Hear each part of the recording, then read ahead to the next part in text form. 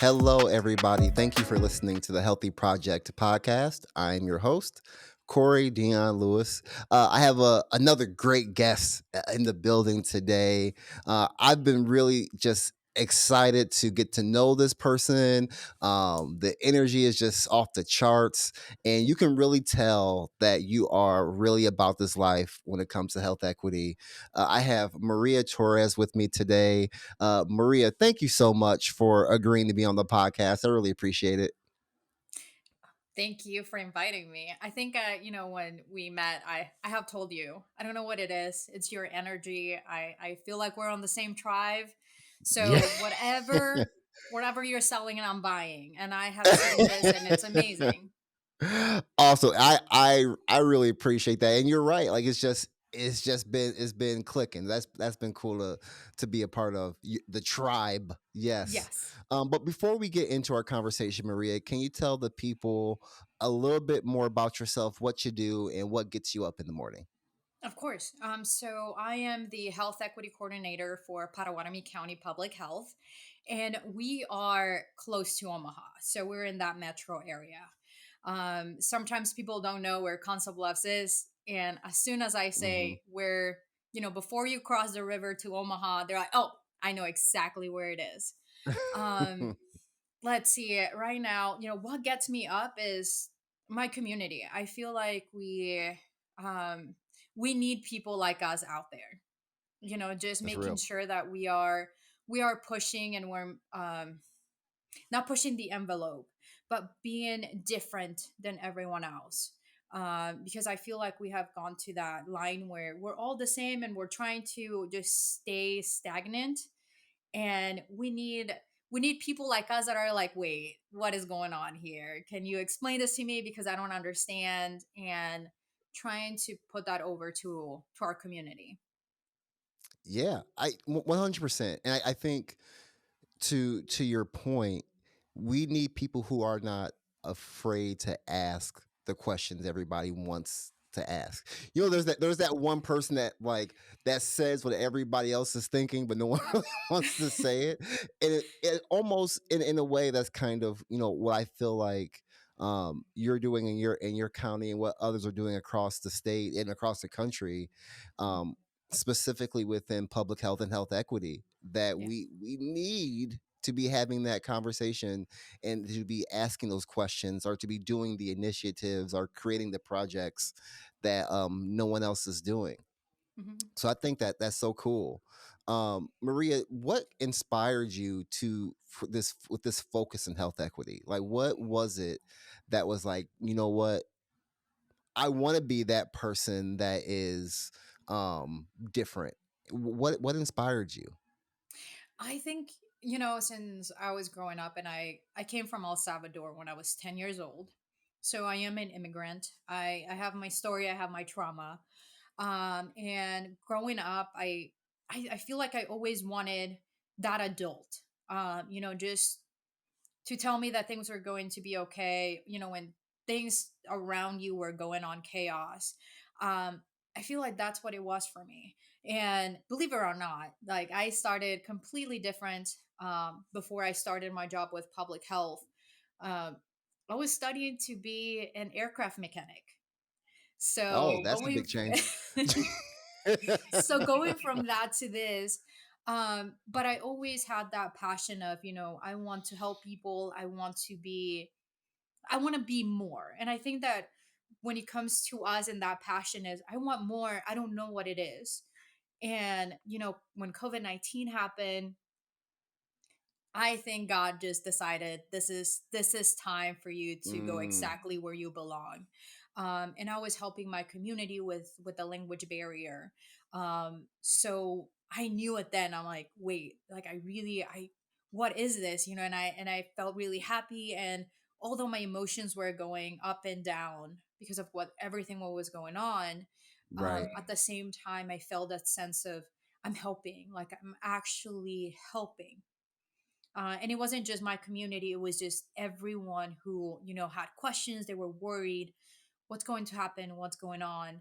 And maybe I didn't have all of the answers, but just being that sound voice of like, hey, I'm worried too, let's be worried together, but let's see how can we make this better, because right now everything is just in that sense of, well, I'm not sure what's going to happen, and we're on the same boat, like let's write this out and see Right. where we're going and let's do it together. Right. So you go from aircraft mechanic to finding your purpose. What that's the way I see it, is just finding your purpose. What it sounded like you, from what you told me or what you just said, was like, oh, I'm where I'm supposed to be. I'm helping my people. This is what I'm supposed to do.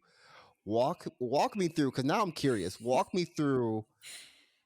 You have this aircraft in front of you. Yeah. and, and from that to public health, was it a hard transition, or was it smooth because you knew this was where you needed to be? Like, how was that transition? So, at the beginning, I think that we, as human beings, we get so caught up in the you need to make sure that you're in a job, that you're making money. And at that time, I was Mm, working at the airport. So for me, I kept hearing all of the aircraft mechanics come in and say, like, oh my God, you're going to make double time, triple the time with PTO. Like, you're going to make so much money. And, my son was a newborn at the time. So all I kept thinking is, I want him to have a better life than I did back home.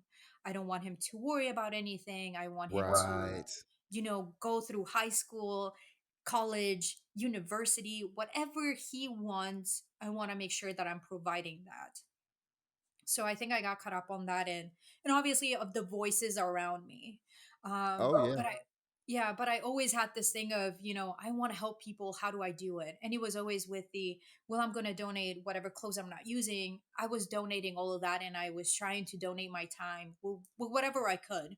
Right. Um, I even had, this is insane to me, but now it makes me laugh because I'm like, you're right. I had two, like, upper, like, one was a supervisor and one was a manager, where they both just told me that I was too nice. Like, I had too much of a big heart. That people were not nice, and the people were going to step all over me if they could. But now, as I'm growing and I'm in this position, I'm like, there was a reason why. It is true, Right. because I care and I want people to have better. I want my community to have better. I want everyone around me to have better, because we should be allowed to dream more than just what we have, and to have the support. And now I'm like, it just became a dream come true. I applied for a completely different job before my the health equity coordinator came up, and I knew at the moment that my administrator mentioned, like, hey, we have the perfect job for you. We think that this is the one, because you are very community based. You just have that.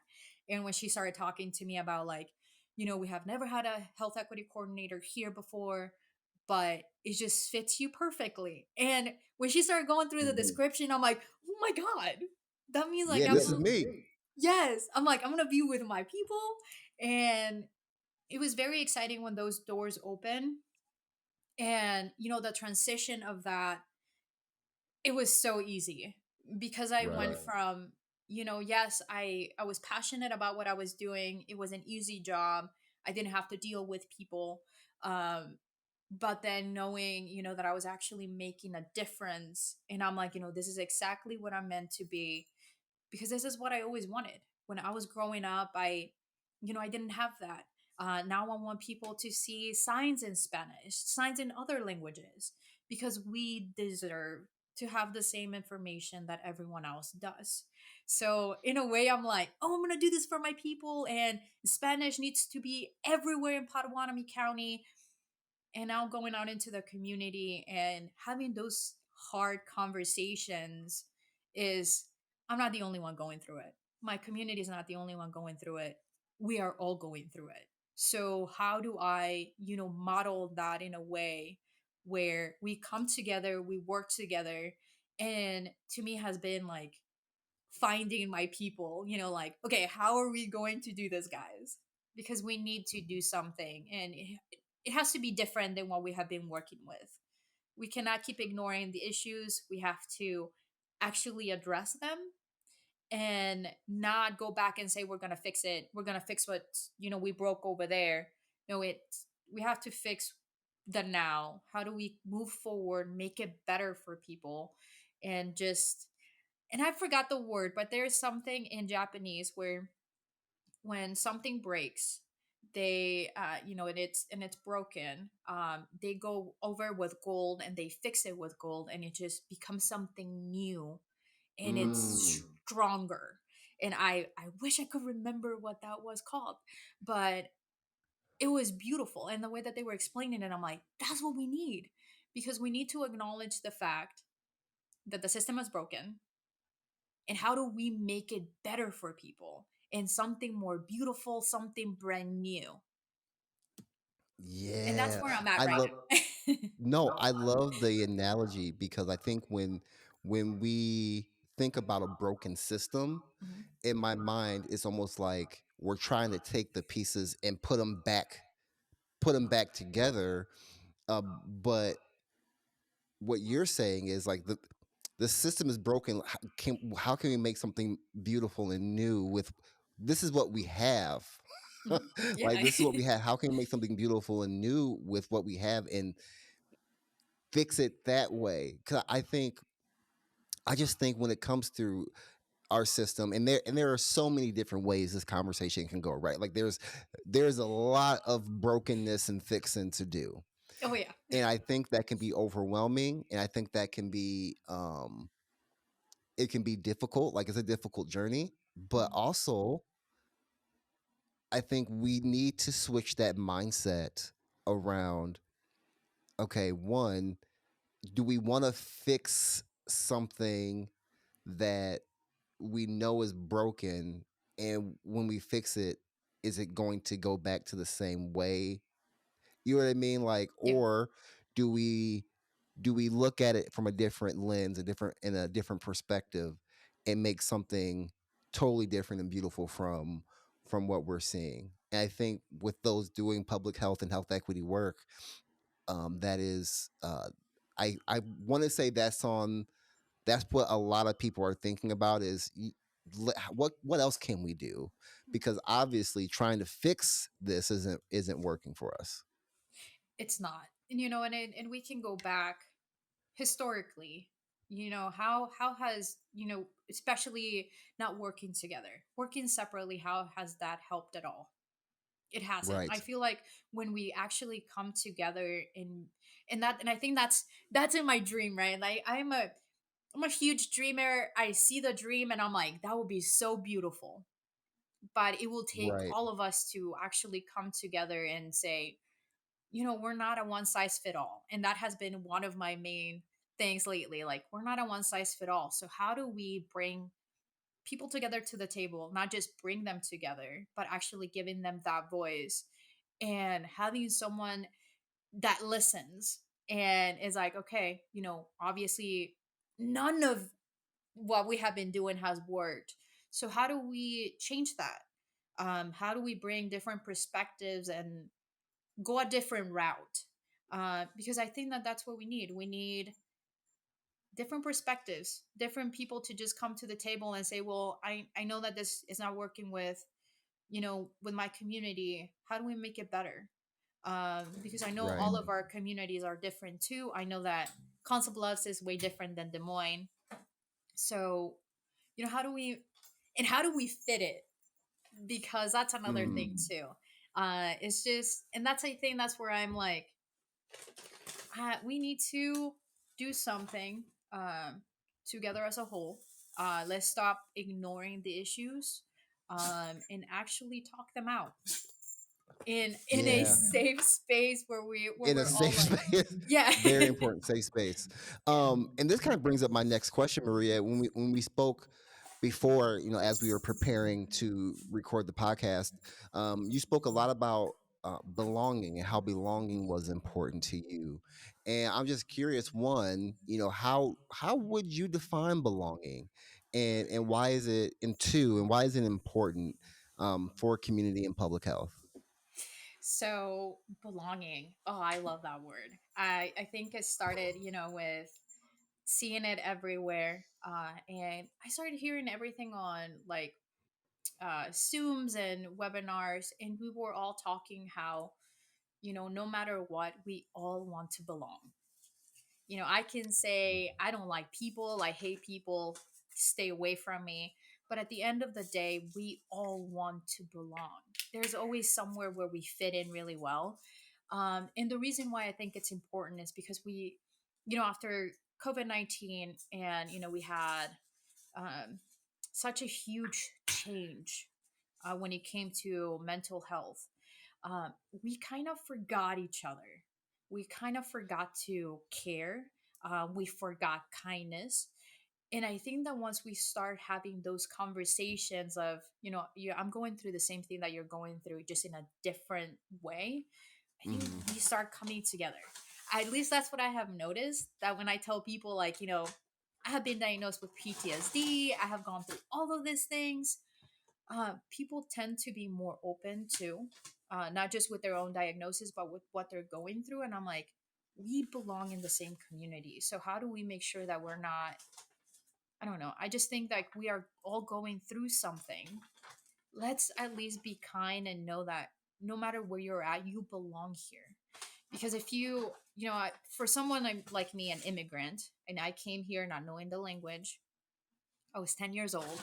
Um, mm, and going into rooms where you don't understand what's going on and you're trying to understand what's going on, it's really hard when you're always like trying to keep an eye out, like, are they going to be nice to me, are they going to be kind, do I belong, right.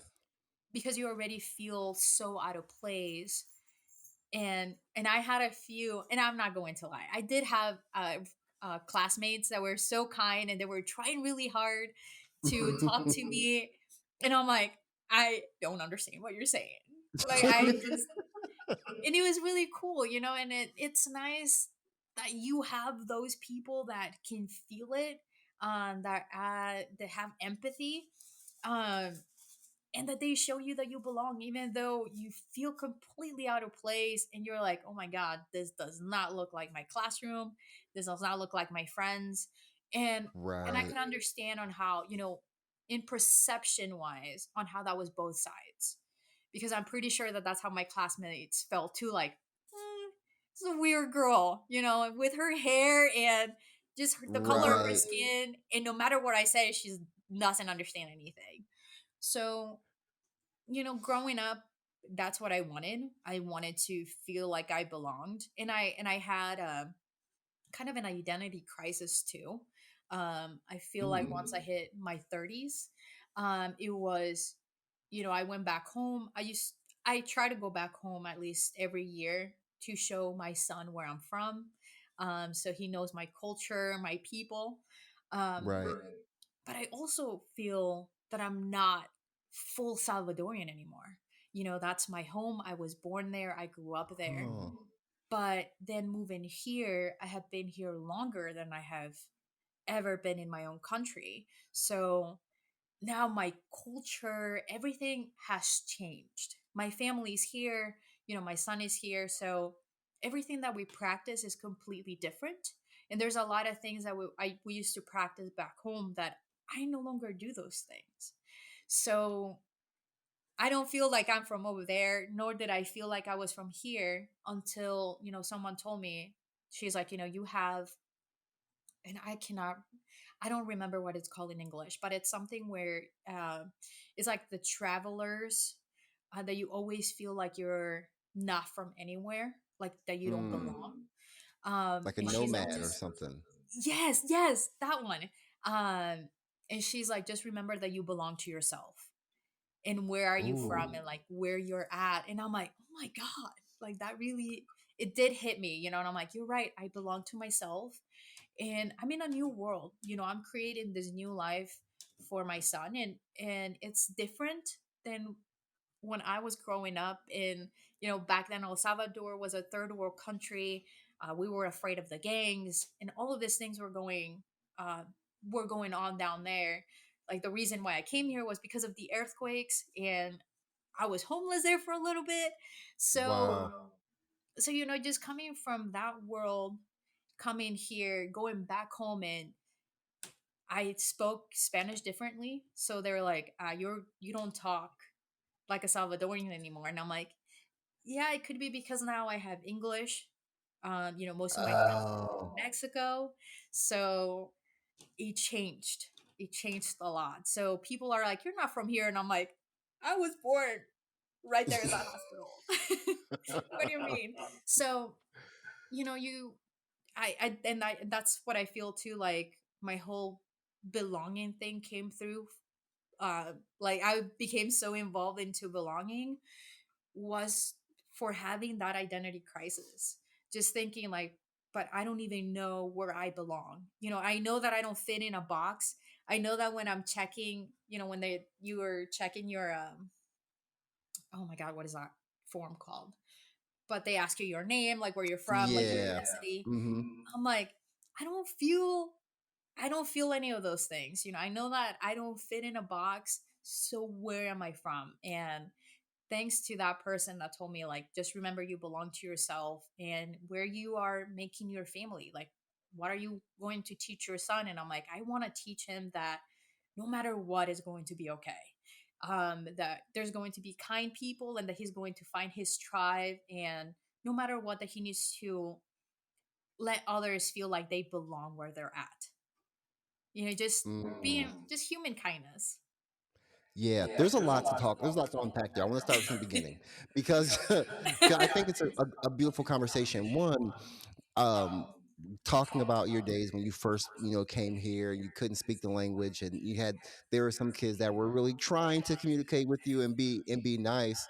And one thing that I've noticed, especially now working with, we've had at the hospital, we've had a lot of refugees come in, Mhm. and you would a smile goes a long way, right? Because I understand I can't communicate with you without a translator or anything like that, but I can smile at you, and you know what that means. You know that I mean well. You know what I mean? Like Yep. I'm not smiling at you to do something aggressive. And I think when we're dealing with when we have those people in our lives, even if you speak the language, whatever culture you're from, a smile is a symbol of belonging, right? Like Yes. that is definitely, that's the first thing you can do with anybody when it comes to belonging. um when you were talking about your this struggle or this battle with your identity, in a way, even though I didn't come from another country, I felt all of that, because there's a sense within black and brown communities sometimes where if you reach a certain level, that you're not what you grew up anymore. Does that make sense? i'm Yeah, not i'm not 100%. saying I am this big baller that has all this going on, but if you eat differently, or if you talk differently, or if like you don't really do some of the things that identify with that culture, you're not that culture anymore, or like, oh, you ain't one of us no more. And it's like, well, yeah, I grew up, yeah, I am. Like I still have these experiences, and yeah, it may be different now. Um, but I know the struggle. And Yeah. then, with me, Maria, I try to, not anymore because I'm grown and I'm like, it is what it is. But there was a time in my life where I had to be super extra, just so you knew that I still identify as a strong, black man or whatever. I had to like go extra extra. And it was and at the same time, you're in a professional environment, so you're also code switching at the same time and feeling like you can't be yourself. And that's also, in the way, kind of stripping away at my cultural identity. And so there was a kind of a balancing act right now in my life. Like, I same as you, I'm like, I am who I am, and I'm no longer, you know, trying to make other people feel comfortable around me because they may be scared of me for whatever. That is your problem. I will pray for you. And I like, and I'm also not going to try to act differently so someone can feel like, oh, he is one of us still. Like I am who I am. But there is, when it comes to belonging, for one, there is that balancing, but also we can make it a whole lot easier by making everyone feel like they belong and that we are one big team trying to make a better world and do the same thing. Yeah. And I right there with you. I completely understand all of that. Because I feel, we also have to admit to the fact that even our own communities are racist. I experienced that firsthand, especially when I was younger, because I started having more friends, and all of my friends, and this is another thing too, where I'm like, I don't belong here. Because for me, when it came to my friends, I was friends with everyone. So I tried, I'm like, Hmm. I don't see what everyone else sees with the stereotypes or anything like that. For me, it was because my grandma always told me, treat people the way that you want to be treated. Because if Facts. you're treating people bad, people are going to treat you bad. So how do you want to be treated? And growing up with that, I always carry that with me. I'm like, I want to be treated with kindness. I want people to see that I care. So why would I show you something different than that? So for me, that's the Right. way that I grew up. And seeing my own community come back to me like, oh, now you're trying to be white. Oh, now you're trying to be this. You're trying to be Mm. that. I'm like, I'm trying to find out who I am. Like, I'm on my teens. I don't even know what I want. I'm like, I'm more worried about the cartoons. Like, I remember Right. watching Pokemon and all of those things as I was growing up, and I'm like, I'm more worried about tonight's episode than I am worried about this. Yeah. So it's very interesting, when you grow up with someone that tells you, don't look at anyone's color of skin, look at their character, look at how they treat others. I think that was a huge thing for me when I was growing up. And just hearing my grandma always tell me that, because for me, I'm like, I love people, and it's stamped because of her. It was always the, care for others. How do you want to be treated? How do you want people to see you when you're walking into a room? And I'm like, God, I do. I want people to know that I care. Like I'm not just Mm. here just to, steal your jobs or take any of that. Because even before I got here, for me, being in El Salvador, being in the United States was a dream. It was, I think a lot of us dream of the United States. Everyone talks about it. It's amazing. You can be free. And once you get here, you're like, wait, there's a lot more issues here than what we really Yeah. talk about. And I don't know. I feel like now I'm more accepting of, look, we have issues that we need to fix even within our own communities. But if we can come together, let's sit at a table, let's eat. I'm pretty sure that you're going to like my food because everyone seems to like our cultural food. Hmm. So let's hang out. Yeah. I don't know. I feel like if you want to be angry with me after you have had a meal, then you have more issues than I do, because Yeah. I would. That's so that's so real. If you're mad full, then Yes. something's wrong.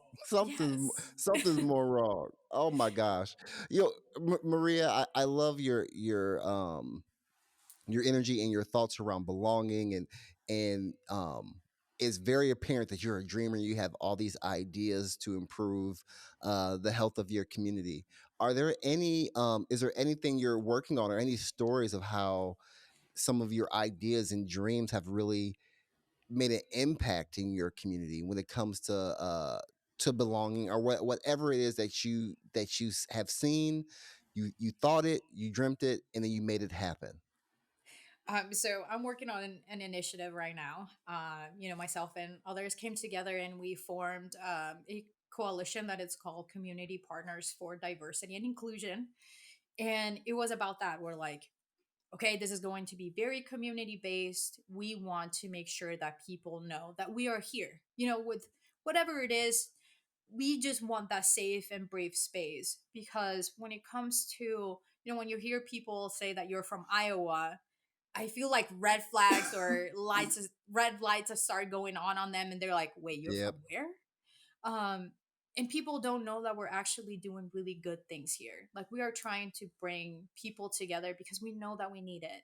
So, with me, it started. It's Our project is called Wings Around Town, and how we're going to be doing this is, we're making clay feathers, to which we're going to be taking to the homeless shelters, Catholic charities, and we're going to be seeing just anyone and everyone that we can, to where they can put on this feather. And we haven't really figured out what colors we're using yet, so don't quote me on colors. But we want to do colors where, are you brown? Are you black? Are you from Asia? Like, do you speak other languages other than English? And just kind of color that feather. That's like those colors. Like, are you a veteran? Um, are you widow? Are you married? Just these things that showcase, to where you'd be like, you're trying to put me in a box. But no, we just trying to show people that we're more alike than we're not. Mm, Um, and that's what we're trying to show. For me, is I'm not just a Hispanic Latina woman. I am a mom. I am a hardworking woman, and I'm trying to do the best that I can for my community. So how do I showcase that in a way that others can see that I'm not just, you know, for what you want to see me for. I'm not just my color. I'm not just my language. There's actually something more there. I am a mom. I am married. I have my own family. Like, I have my own issues, and I have been diagnosed with PTSD. I am an immigrant. So I know that there's more immigrants out here. So let's all hang out. Let's talk about what it is. What's the struggle? I know that we all feel like we're out of place. So when I gave that talk to them, I'm like, it's honestly, it's just me trying to show you guys who I am, and just to let you guys know that I feel out of place. And I know that I'm not the only one who has felt that way. I know that not the only one who hasn't felt right. like they don't belong. So I just want to bring people together. And, you know, I think that just coloring a feather, it's so much better than talking about politics and seeing this beautiful thing out there. Like, look, we're more alike than we are different. It's, Yes. we can talk about many other things, but just, I don't know. I just feel like if we can come to a place where we don't have to worry about, the outside world, and just for one moment, like, just, okay, I belong somewhere, and it's here, Yes. and I welcome you, and I love you. I don't know. That's what I Yeah, and want. you never know where that conversation can go, you know. Yes. That's awesome. Maria, again, thank you so much for your time today. This was, as expected, a wonderful conversation. I really, really appreciated your time. For those that are listening or watching, that want to learn more about you, what you do, connect with you, where can they find you? So I'm on LinkedIn, and oh Lord, Facebook. I mean, I can send that information. I just, sometimes I feel like social media is social media. So Yes. I try to stay as much as I can away from it, but I do have a cell phone number that you can call, and that's my work. It's 712-828-2064. Like, if you have any questions regarding the project and what we're doing, reach out. Like, we need help making those feathers, so we welcome Perfect. everyone. And I'll make sure I put your LinkedIn in the description of the episode, and the website to the county public health website in there as well, so people can reach out and connect with you. Again, Maria, thank you so much for being on the Healthy Project. I really appreciate you and what you do. And everybody, thank you for listening to the Healthy Project podcast. I'll let you next time.